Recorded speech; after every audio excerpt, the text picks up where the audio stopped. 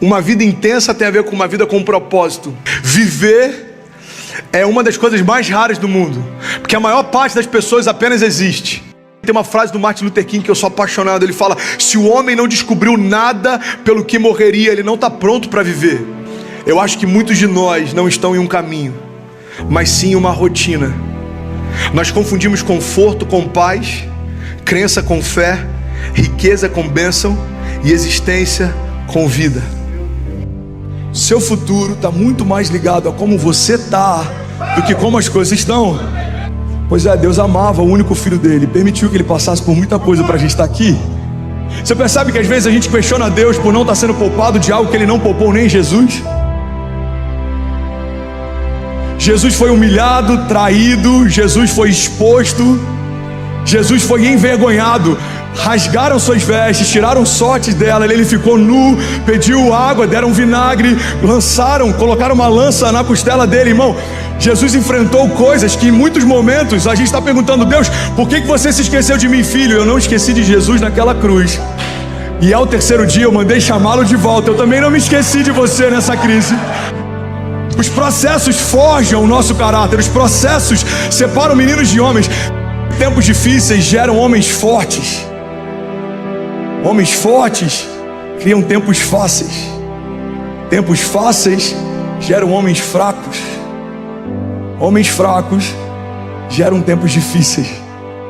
É esse momento, eu gosto muito de usar esse tema, é esse momento que separa meninos de homens.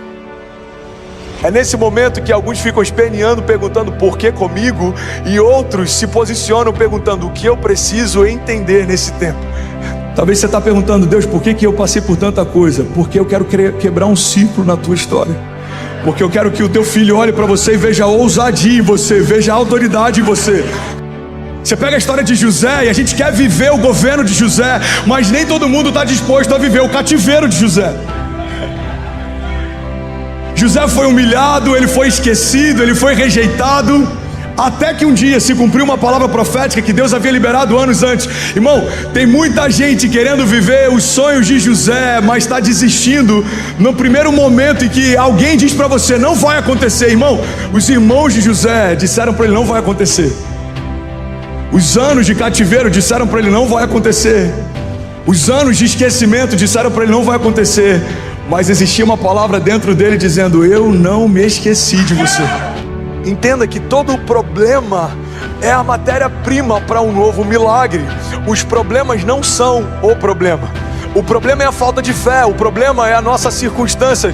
O que eu quero te lembrar é que, independente da tua circunstância, seja ela na área financeira, familiar, seja na tua jornada de fé, seja qualquer gigante que tenha se levantado, eles não são diferentes dos gigantes que já se levantaram no passado. Jesus não esperou o cenário propício para governar. Jesus não esperou que o Império de Roma ou que qualquer contexto político cessasse. Jesus não esperou que coisas fossem facilitadas. Irmão, guarda isso. O problema é que tem muita gente esperando o cenário favorável, quando na verdade o favor que você carrega é que vai mudar os cenários que você vive. Você está esperando cenários favoráveis, mas na verdade os cenários estão esperando que o teu favor mude as circunstâncias. Um homem que sabe o que carrega não depende de circunstâncias favoráveis para fluir. Não faz sentido o ventre de uma mulher virgem gerar o Filho de Deus. Não faz sentido um monte de madeira se tornar uma arca que protegeria uma família, que construiria de novo o mundo depois do caos do dilúvio. Não faz sentido um homem morto há dias, com um corpo que já fedia, voltar a viver porque um homem do lado de fora chamou ele para fora. Não faz sentido alguém andar sobre as águas. A lei da gravidade diz que isso é impossível, mas só quem gerou a gravidade pode confundi-la. Só quem gerou a matéria pode confundi-la. Talvez nós somos parte da geração mais ansiosa que já viveu. Sem dúvida alguma, os nossos gigantes desse tempo, eles são emocionais, doenças psicossomáticas, pessoas que têm problemas na mente, problemas nos sentimentos, isso tem irradiado por todo o corpo. Pessoas com síndrome de pânico, depressão. A gente está vivendo tempos difíceis, nosso caráter está sendo forjado em meio ao caos.